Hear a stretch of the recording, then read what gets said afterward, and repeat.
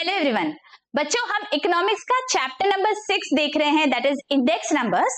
और पिछले लेक्चर्स में हमने देखा है what is the meaning and features of index numbers and also we understood the different types of index numbers and their significance. I hope you have gone through those lectures. बच्चों, अगर अभी तक किसी ने वो लेक्चर्स नहीं देखे हैं, I am giving the link in the description, do go and check those lectures out. आज के लेक्चर में बच्चों हम देखेंगे construction of index numbers and also we are going to solve problems related to simple index numbers. So without any further delay, let's get started. आपके text book में बच्चों look at page number 55. Let us read construction of index numbers. अब index numbers जब हम निकाल रहे हैं तो हमने क्या-क्या चीजें दिमाग में रखनी चाहिए, कैसे होता है इनका exact calculation, ये आज हम देखने वाले हैं बच्चों। Following steps are involved in construction of index numbers. सबसे पहला purpose of index number, मतलब जब भी हम index number का calculation कर रहे हैं, हमारे दिमाग में purpose क्या है? What do we want to achieve by doing this calculation? अगर मैं दो अलग-अलग time periods के prices को compare कर रही हूँ, तो मुझे ये पता करना है that एक particular commodity 2010 में कितनी थी और अभी 2020 में कितनी है ना? तो ये कंपैरिजन मुझे करना है। या फिर मुझे पता करना है what is the wage that people were getting, workers were getting in 2010, अभी कितना मिल रहा है ना? तो कुछ ना कुछ पर्पस हमारे दिमाग में होना जरूरी है, only then it will be a fruitful exercise. Alright, the purpose for constructing index number, its scope as well as which variable is intended to be measured should be clearly decided to achieve fruitful result. अगर ये clear ही नहीं है, पता ही नहीं कि exactly हम क्या कर रहे हैं, क्यों कर रहे हैं, तो this exercise will be of no use. Okay, next selection of base year, ये बहुत ही जरूरी है। जो बेस ईयर, जो रेफरेंस ईयर हम सिलेक्ट करते हैं बच्चों, ये कैसा होना चाहिए? ये एकदम अच्छा होना चाहिए, without any major ups and downs. अगर आपने ऐसा कोई साल सिलेक्ट कर लिया कंपैरिजन करने में जिसमें बहुत नेचुरल कैलेमिटीज आ गए, फॉर एग्जांपल जो पैंडेमिक आया था कोविड का, और अगर मैंने सोचा दैट वो साल में बेस ईयर पकड़ती हूँ जब पैंडेमिक आया, so now you tell me whether that will be a proper base year for future comparison? No, because वहां पे कुछ ऐसी चीजें हुई है जो पहले नहीं हुई थी, something which doesn't happen often, कुछ अलग हुआ है जिसके वजह से बहुत सारे फैक्टर्स अफेक्ट हो गए, है ना? तो अगर मैंने वो पैंडेमिक वाले ईयर को मेरा बेस ईयर ले लिया, तो क्या ये सही होगा? नहीं। तो जब मैं बेस ईयर लेती हूँ उसका सिलेक्शन भी प्रॉपर होना चाहिए। जैसे कि मैंने आपको पहले एग्जांपल में बताया था, जब आपके पेरेंट्स आपको कंपेयर करते हैं तो किसी ऐसे बच्चे के साथ कंपेयर करते हैं ना जिसके मार्क्स बहुत अच्छे आ रहे हो, जो स्पोर्ट्स में बहुत अच्छा हो, जो एक्सट्रीमली वेल मैनर्ड हो, बहुत डिसिप्लिन्ड चाइल्ड हो, है ना? क्या आपने कभी ऐसे देखा आपके पेरेंट्स कंपेयर करते हैं किसी ऐसे स्टूडेंट से जो हमेशा फेल होता हो और आपको बोलेंगे कि देख ये कैसे फेल हो रहा है, तू भी ऐसे फेल होके दिखा, है ना? So this comparison never happens. You will always compare with some year which does not have any abnormalities. Okay, so let us see. Base year is also called reference year. It is the year against which comparisons are made. The base year should be normal. It should be free from natural calamities.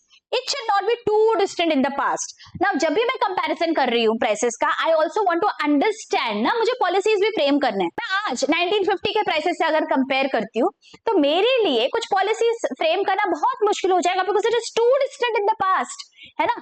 तो I will have to take a base year जो थोड़ा नजदीक है और जहां बहुत सारे ups and downs नहीं है, कुछ नेचुरल कैलेमिटीज नहीं आए हैं। ठीक है, नेक्स्ट क्या है देखो, third point, selection of items. It is necessary to select a sample of the number of items to be included in the construction of a particular index number. For example, in the construction of price index numbers, it is impossible to include each and every commodity, है ना? ये यहाँ पे हमें समझना है बच्चों that जब भी हम index numbers निकाल रहे हैं, we are using the sampling method. मतलब जो बहुत सारा डेटा हमारे पास अवेलेबल है, सबके तो हम वैल्यूज नहीं निकाल सकते, तो हम एक सैंपल चूज करते हैं 10, 20, 50, 100 और उनका हम डेटा स्टडी करते हैं, उसे हम बोलते हैं सैम्पलिंग मेथड। ये हमने पहले भी सीखा है, isn't it? So index numbers में हम ये करते हैं बच्चों। देखिए घर पे भी आप देखते होंगे, जब भी आपकी मम्मी फॉर एग्जाम्पल चावल पका रही है तो क्या करती है, पूरे के पूरे चावल को चेक करती है क्या कि वो पके हैं या नहीं। What does mummy do? एक चावल का दाना लेती है and then she does like this. She tries to understand whether that is cooked or not. और अगर एक दाना कुक हो गया, इसका मतलब पूरे के पूरे चावल हमारे कुक हो गए, है ना? इसे हम क्या कहते हैं मराठी में? Shitavarna Bhatachi Pariksha, isn't it? So similarly, that happens in the case of sampling as well. एक particular sample को हम study करते हैं, हम ये सोचते हैं कि अगर ये sample के लिए true है तो ये बाकी पूरे population के लिए भी true होगा. Okay? तो index numbers में हम sampling use करते हैं बच्चों. See, let us read again.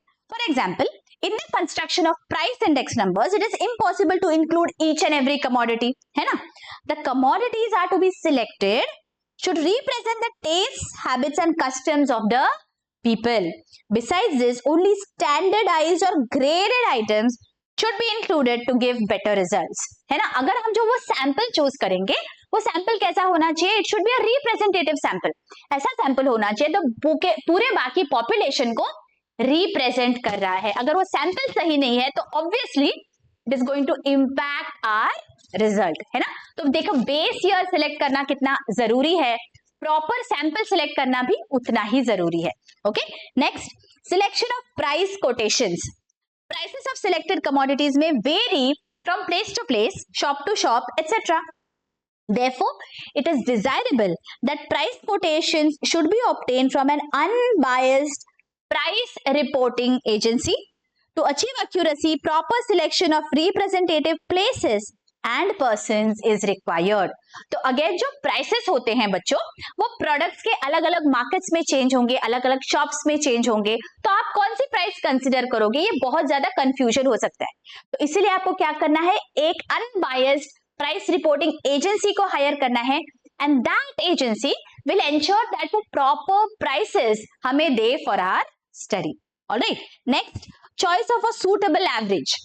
Construction of index numbers requires choice of suitable average. Generally, arithmetic mean is used in the construction of index numbers because it is simple to compute compared to other averages. तो ये जो comparison है, इसके लिए हम arithmetic mean का use करते हैं. Next, assigning proper weights. Weight मतलब क्या होता है? एक importance कितना है, relative importance, उसे हम कहते हैं weight.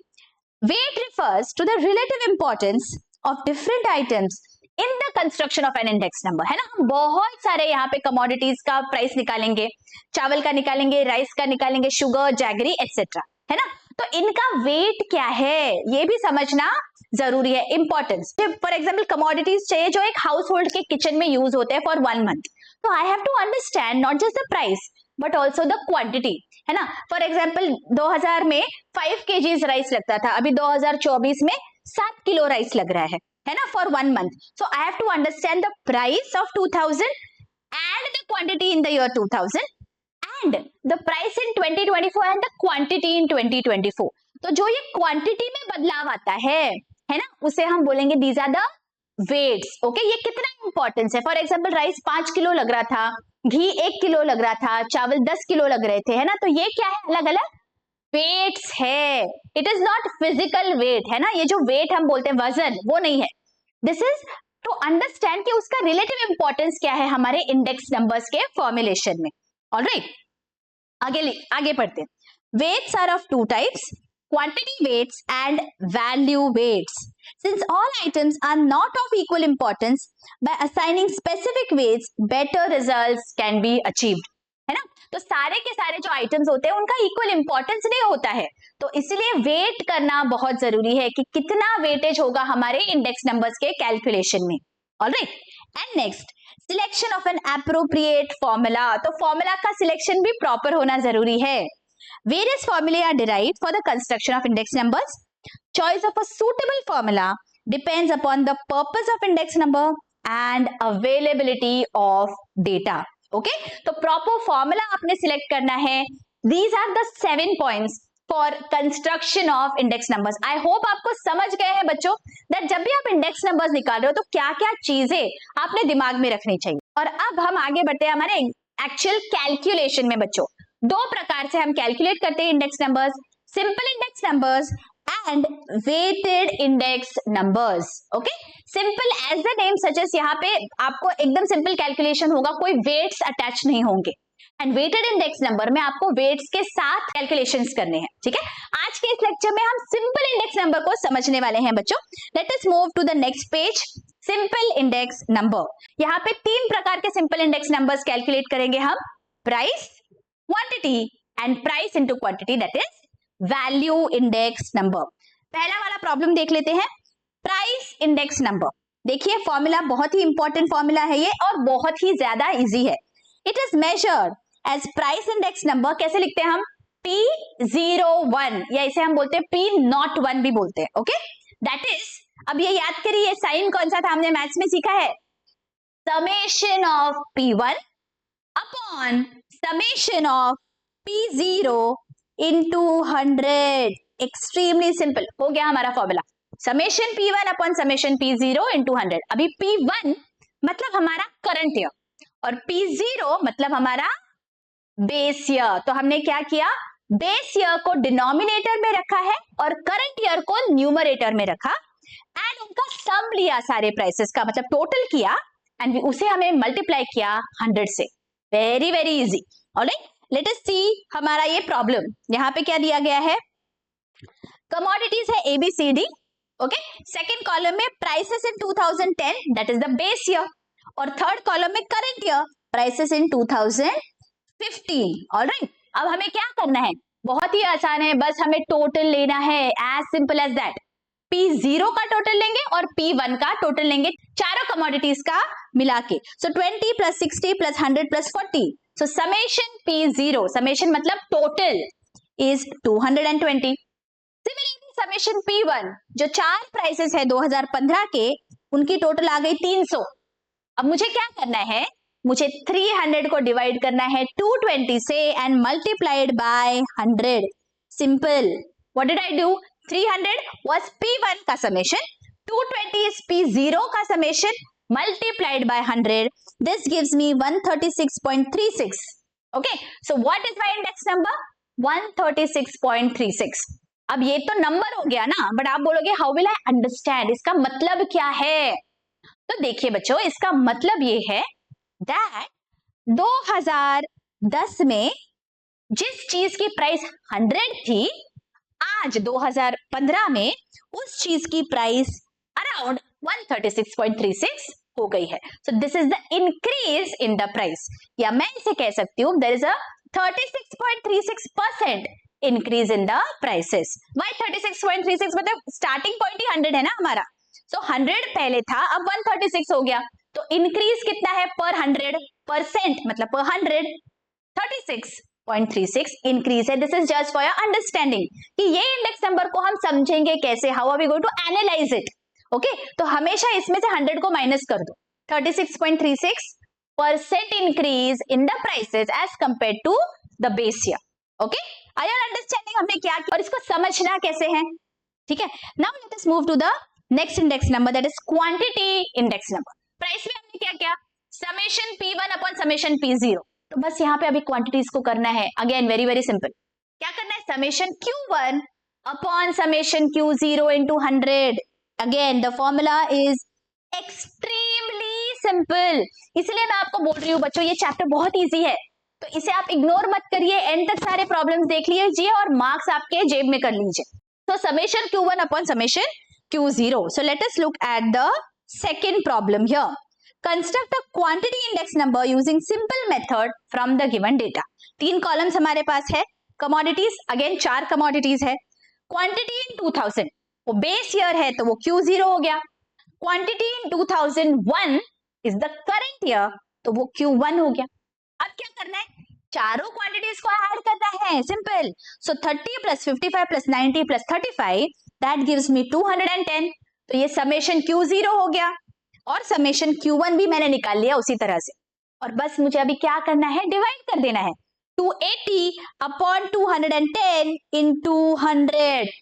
तो मेरा quantity index number that is Q01 is 133.33. Yeah, I can say that there has been an increase of 33.33% in the quantity. All right. And last है value index number. Value क्या होता है, हमने पहले लेक्चर में भी देखा था, प्राइस इनटू क्वांटिटी. तो जब किसी कमोडिटी की प्राइस को आप उस कमोडिटी के क्वांटिटी से मल्टीप्लाई करोगे तो आपको मिल जाएगा value of that particular commodity. तो value index number will be P1 Q1 का summation divided by summation P0 Q0 into 100, है ना? Simple. Let us look at the problem here. Question number 3 on the next page. Just be attentive when you all are multiplying because extremely easy है multiplication करना, but हड़बड़ी में हम कुछ ना कुछ गलती कर सकते हैं, तो वो आपको अवॉइड करनी है, सिली मिस्टेक नहीं करनी है, ये मार्क्स बहुत ही आसानी से मिल जाएंगे आपको। देखिए कमोडिटीज दिए हैं 4, बेस ईयर की P0 और Q0 हमारे पास है, तो हमें कैलकुलेट करना होता है P0 Q0. What are you going to do? You are going to multiply. Simple. तो देखिए P0 is 5 and Q0 is 4. So 5 into 4, तो P0 Q0 हो गया 20.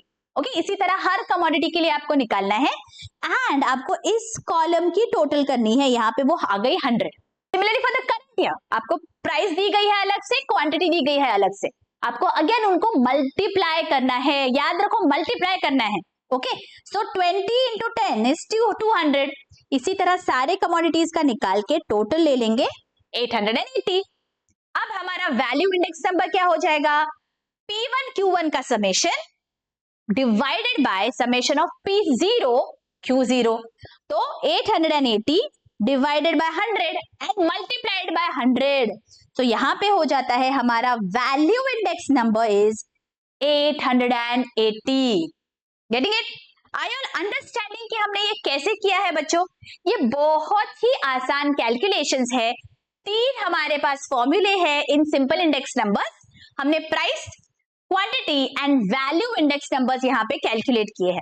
क्विकली रिवाइज कर लेते हैं। प्राइस जो इंडेक्स नंबर है उसका फॉर्मूला क्या है? Summation P1 upon summation P0 multiplied by 100, ये हो गया प्राइस। क्वांटिटी के लिए आप क्या करोगे? Summation Q1 upon summation Q0 multiplied by 100, ये हो गया quantity index number. And value index number will be in दोनों का multiplication, so summation of P1 Q1 upon summation of P0 Q0 multiplied by 100, as simple as this. Okay, बस ये 3 formulas आपको याद रखने हैं, है ना? ये तो अभी याद भी हो गए बच्चों, है ना? बहुत ही आसान है, राइट? नेक्स्ट लेक्चर में बच्चों हम बस इसका एक स्टेप आगे जाएंगे और वेट्स अप्लाई करेंगे, तो वेटेड इंडेक्स नंबर्स हम देखने वाले हैं इन द नेक्स्ट लेक्चर।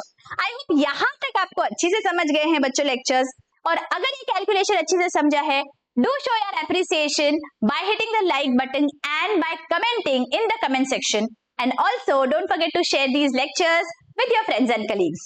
मिलती हूँ आपको अगले वीडियो में। Till then, take care, bye.